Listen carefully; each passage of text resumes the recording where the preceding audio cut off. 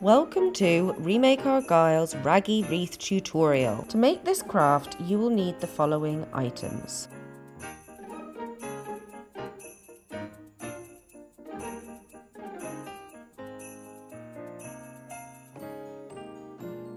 So the first thing that you're going to want to do to make your Raggy Wreath is to get your first strip of fabric.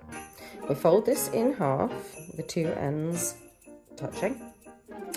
Then you put your looped end of the fabric through your hoop.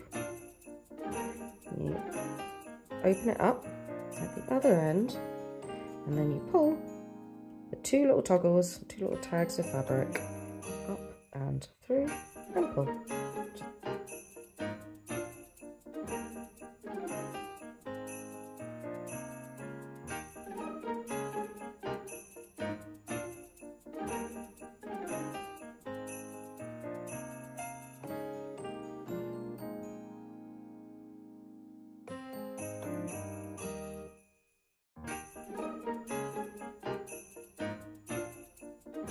Okay, so there you have it.